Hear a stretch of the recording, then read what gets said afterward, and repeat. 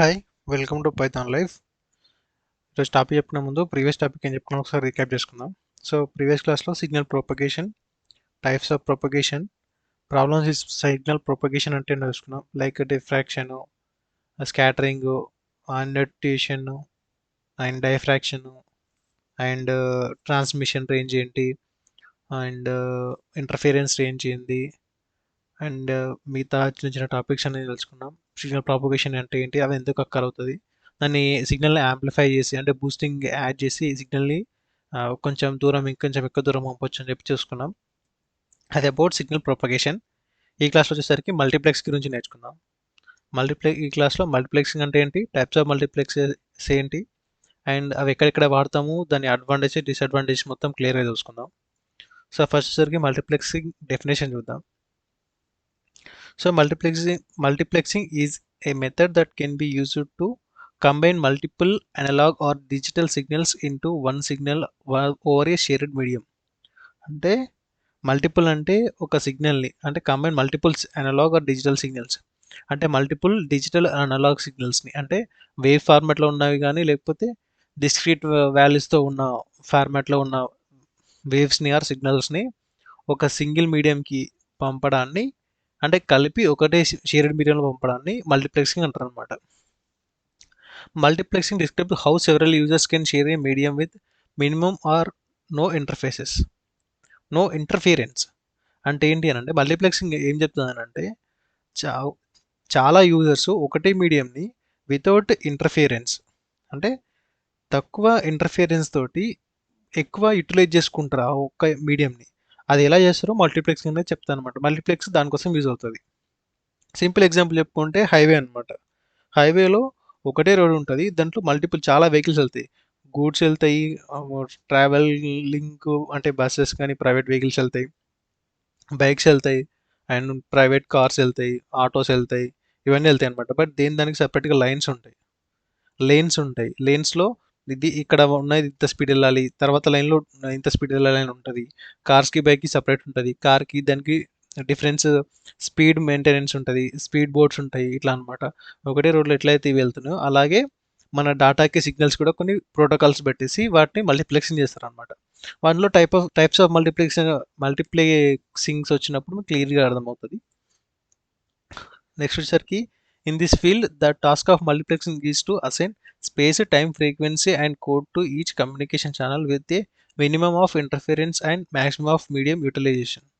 అంటే దీంట్లో 4 types of ఉంటాయి అనమాట. అంటే space, time, frequency and code. ఈ 4 కమ్యూనికేషన్ ఛానల్ అంటే వీటిని యూజ్ చేసుకొని కమ్యూనికేషన్ ఛానల్స్ని మినిమమ్ ఆఫ్ ఇంటర్ఫిరెన్స్ అంటే తక్కువ ఇంటర్ఫిరెన్స్ ఉండేటట్టు చూడాలి అండ్ మ్యాక్సిమం మీడియం యూటిలైజేషన్ అంటే మ్యాక్సిమంగా మీడియం ఎంతైతే ఉందో దాన్ని మొత్తాన్ని వాడుకునేందుగా ఈ టైము, ఫ్రీక్వెన్సీ, స్పేస్, కోడ్ని యూజ్ చేసుకొని మల్టీప్లెక్స్ ఇలా వర్క్ అవుతుంది అనమాట. అంటే ఆ మీడియంని తక్కువ ఇంటర్ఫిరెన్స్తో ఎక్కువ యూటిలైజ్ చేసుకోగలగాలన్నమాట.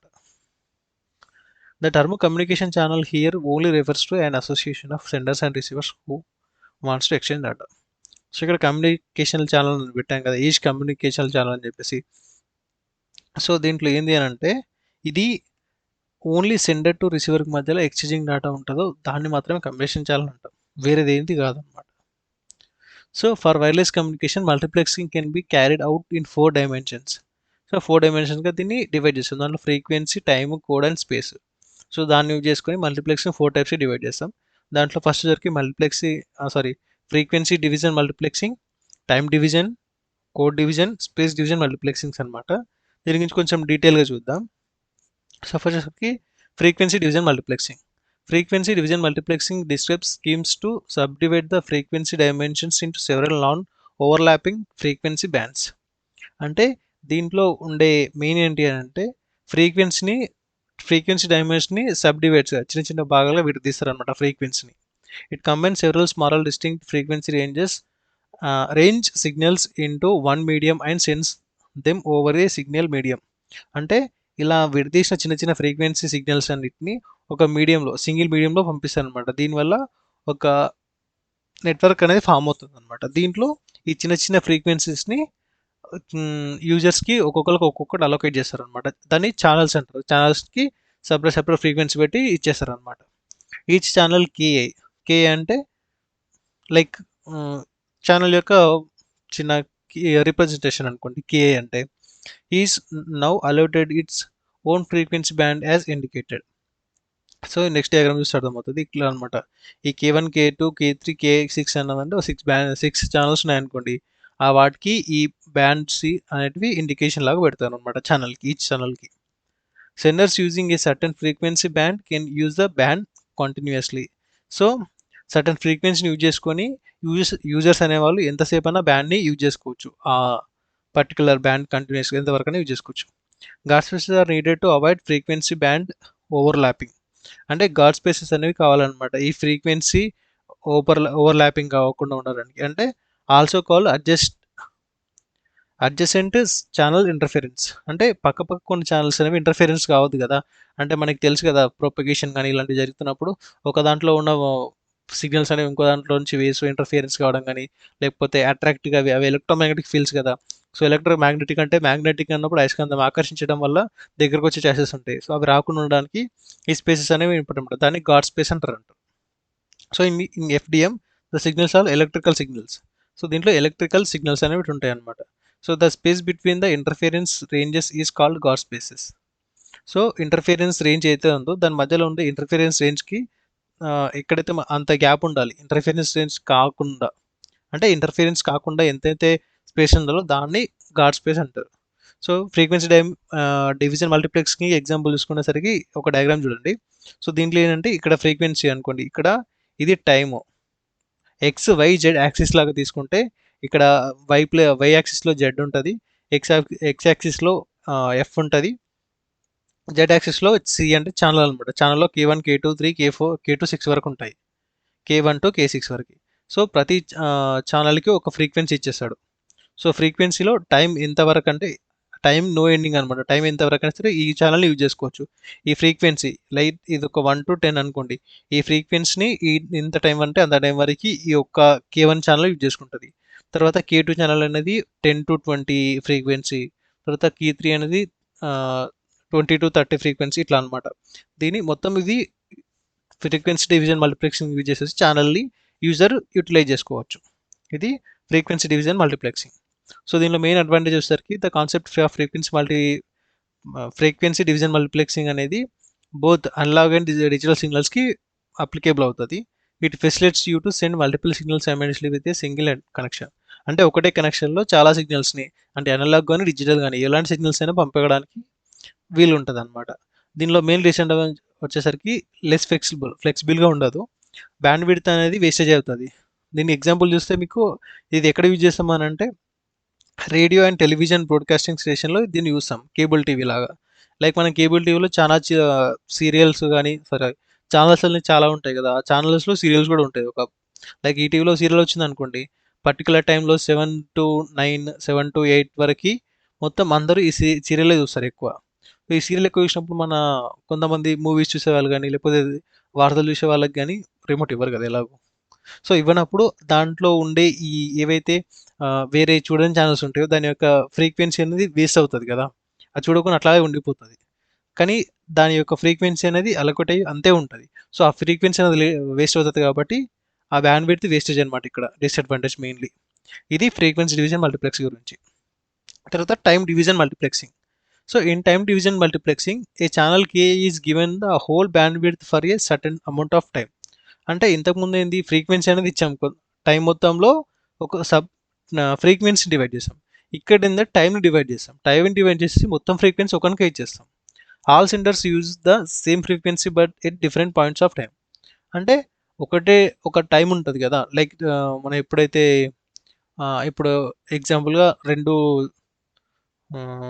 ప్రోగ్రామ్స్ అనేవి టీవీలో వస్తున్నాయి. ఒక ఛానల్ ఒక ప్రోగ్రామ్, ఇంకో ఛానల్ ఒక ప్రోగ్రామ్. ఒకటి మనకిష్టం, ఇంకొకటి మన పక్క వాళ్ళకి ఇష్టం అనుకోండి. లైక్ రూమ్మేట్స్ అనుకోండి. రూమ్మేట్స్లో ఒకరికి లైక్ సీరియల్ ఇష్టం, ఒకరికి క్రికెట్ ఇష్టం అనుకోండి. ఆ 2 చూడాలి అనుకున్నప్పుడు ఏం చేయాలి, ఒకరు అయిపోయినాక ఇంకోళ్ళు చూడాలి. So at a time same టైంలో ఫ్రీక్వెన్సీ ఉంటుంది, బట్ డిఫరెంట్ టైమ్స్లో యూజ్ చేసుకోవాలి. అంటే టీవీలో ఛానల్స్ ప్లే అవుతూ ఉంటాయి. సో అదే టైంలో ఒకసారి, దాని తర్వాత ఇంకొకరు డిఫరెంట్ పాయింట్స్ ఆఫ్ టైంలో చూడాలి.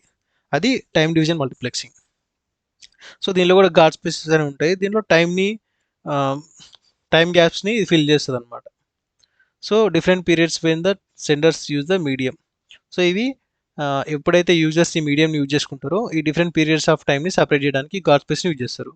The time division multiplexing is uses time instead of space or frequency to separate the different data streams. It is used for a specific amount of time in which whole spectrum is used. So whole spectrum అనేది ఒకటే use చేస్తాడు. So దీన్ని time డివిజన్గా అంటే టైంని చిన్న చిన్న భాగాలుగా విడదీస్తారు. So particular టైంకి పర్టికులర్ స్పెక్ట్రమ్ని పర్టికులర్ ఛానల్ యూజ్ చేస్తుంది, తర్వాత ఇంకోటి అట్లా. సో దీనికి ఎగ్జాంపుల్ వచ్చేసరికి ఇది. సో ఇంతకుముందు మనం ఈ డయాగ్రామ్ చూడండి అర్థమవుతుంది. ఇక్కడ ఫ్రీక్వెన్సీని డివైడ్ చేసాము, టైం అనేది మొత్తం ఉందన్నమాట. టైం అన్లిమిటెడ్ టైము, ఫ్రీక్వెన్సీ ఒకటి డివైడ్ చేసాం. బట్ ఇక్కడ ఏమవుతుంది, ఫ్రీక్వెన్సీ అనేది అదే, ఫ్రీక్వెన్సీ ఏదో అదే ఉంటుంది, బట్ జస్ట్ టైంని డివైడ్ చేసాం. సో ఈ టైంలో ఈ పర్టికులర్ టైంలో అంటే ఫస్ట్ లైక్ మన 24 అవర్స్ ఉంటే ఫస్ట్ 1 అవర్ ఈ ఫ్రీక్వెన్సీ ఈ టైంలో ఈ ఛానల్ యూజ్ కావాలి. K1 ఛానల్ అనేది T1 1 అవర్ అంటే ఫస్ట్ వన్ అవర్ అనేది ఈ K1 ఛానల్ యూజ్ చేసుకుంటుంది అనమాట. ఫ్రీక్వెన్సీ మొత్తాన్ని ఈ మొత్తాన్ని ఈ 1 ఛానల్ యూజ్ చేసుకుంటుంది. తర్వాత ఇది K2. సో ఈ 2 ఫ్రీక్వెన్సీ అంటే లైక్ సెకండ్ అవర్లో ఈ K2 అనేది యూజ్ చేసుకుంటుంది. థర్డ్ అవర్లో K3 అనేది యూజ్ చేసుకుంటుంది. ఇట్లా అనమాట. టైం డివిజన్ అన్నప్పుడు టైంని డివైడ్ చేస్తుంది. సో టైంని డివైడ్ చేసి ఈ ఫ్రీక్వెన్సీ మొత్తం యాస్టీస్ ఉంటుంది. ఇంతకుముందేమో ఫ్రీక్వెన్సీ డివైడ్ అయ్యి టైం అంతే ఉంటుంది. టైం డివిజన్లో టైం డివైడ్ అయ్యి ఫ్రీక్వెన్సీ అంతే ఉంటుంది. ఇది టైమ్ అండ్ ఫ్రీక్వెన్సీ డివిజన్స్.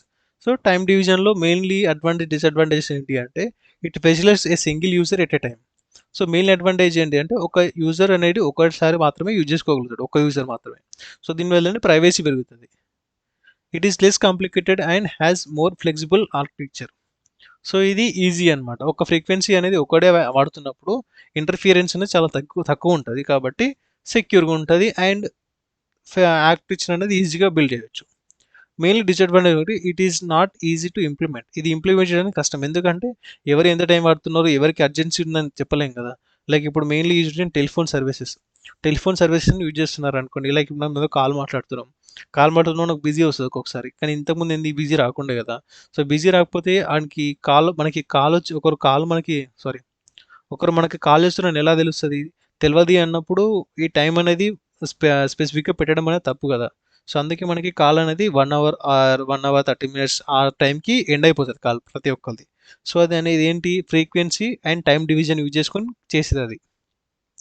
అది స్పేస్ డివిజన్ మల్టిప్లెక్సింగ్కి వస్తుంది, ముందు చెప్పుకుందాం. సో అంటే ఫ్రీక్వెన్సీ అండ్ టైం డివిజన్ పెట్టేసి మనకి ఒకరి నుంచి ఒకరి కాల్ మాట్లాడుకుంటాము అండ్ ఎట్ ఏ టైం ఒక పర్టికులర్ టైం తర్వాత ఆ కాల్ అనేది ఎండ్ అయిపోతుంది, అంటే ఫ్రీక్వెన్సీ కట్ అయిపోతుంది.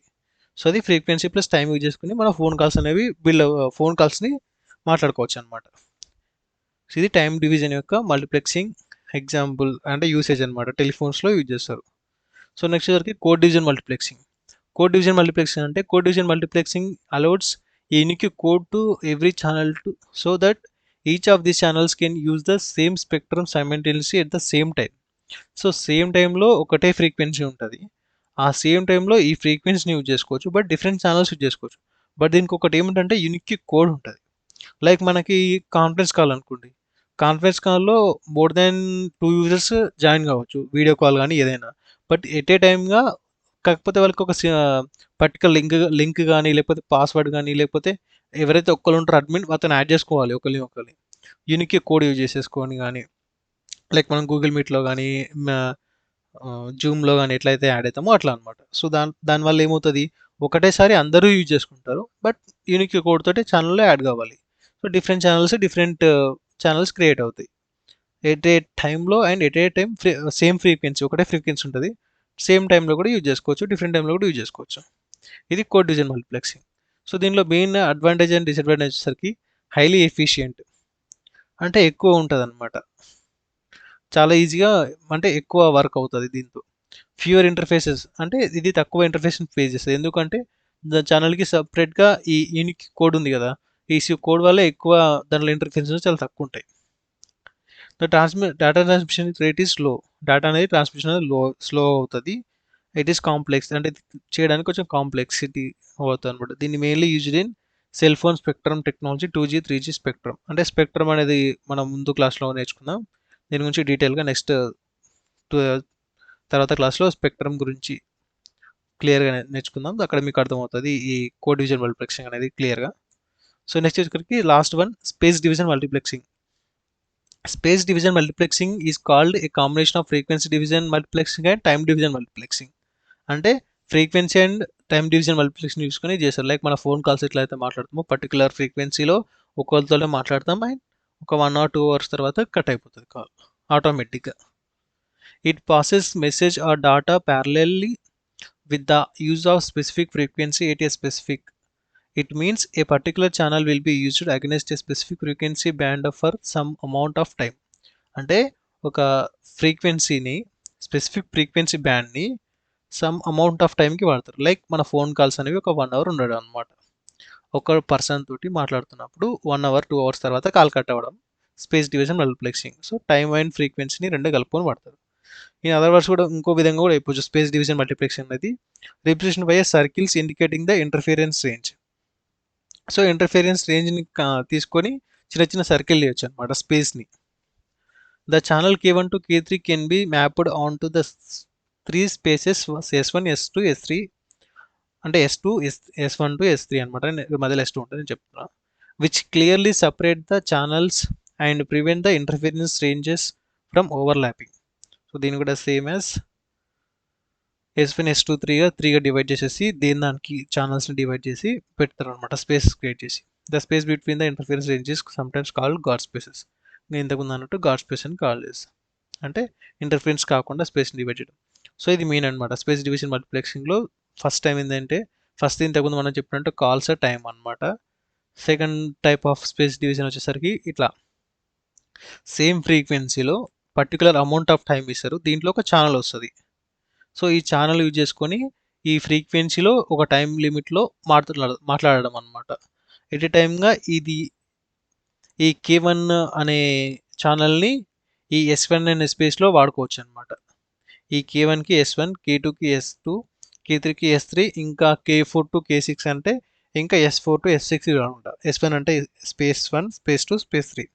సో దీంట్లో పర్టికులర్ ఫ్రీక్వెన్సీ, పర్టికులర్ టైం ఉంటుంది. ఆ టైంలో ఆ ఛానల్ని యూజ్ చేసుకోవాలి. ఇది స్పేస్ డివిజన్ మల్టిప్లెక్సింగ్. సో దీని అడ్వాంటేజెస్ అండ్ డిసడ్వాంటేజెస్ వచ్చేసరికి in SDM the data transmission rate is high. Data transmission అనేది హైగా ఉంటుంది. It uses time and frequency bands at its maximum potential. అంటే time and frequency, time division multiplexing and frequency division మల్టిప్లెక్సింగ్ని maximum పొటెన్షియల్గా use చేసుకుంటాయి. దీనిలో disadvantage వచ్చేసరికి and interface May అక్కర్. Interference ఎందుకు అక్కర్ అవుతుంది అని అంటే నేను స్పేస్కి డివైడ్ చేశాను కదా, ఈ స్పేస్లో ఓపెన్గా ఉంటాయి అనమాట ఛానల్స్ అన్ని. సో దానివల్ల ఇది లైక్ మన సిగ్నల్స్లో ఉంటుంది కదా, సిగ్నల్ స్పెక్ట్రమ్ అనమాట, రేడియేటర్ స్పెక్ట్రమ్ లాగా అలా ఐసోట్రోఫిక్ రేడియేటర్ ఉంది కదా, ఆ టైప్లో ఉంటుంది ఇది. It faces high interface losses. So interference losses అనేవి జరుగుతాయి దీంట్లో. ఇది GSM గ్లోబల్ సర్వీస్ మొబైల్లో యూజ్ చేస్తాం. సో GSM అంటే ఏంటో మనం సెకండ్ టాపిక్, అంటే మనకి సెకండ్ యూనిట్లో ఉంటుంది. సో అంటే కొన్ని టాపిక్స్ తర్వాత ఉంటుంది, ఒక 10 టాపిక్స్ తర్వాత అక్కడ క్లియర్గా అర్థమవుతుంది GSM అంటే. ఇంతవరకు మల్టీప్లెక్సింగ్ టాపిక్ అయిపోయింది. సో నెక్స్ట్ క్లాస్లో వచ్చేసరికి మాడ్యులేషన్ అంటే ఏంటి, టైప్స్ ఆఫ్ మాడ్యులేషన్స్ ఎన్ని, అనలాగ్ అండ్ డిజిటల్ మాడ్యులేషన్ అంటే ఏంటో చూద్దాం. అంతవరకు హ్యాపీ లెర్నింగ్. Thank you.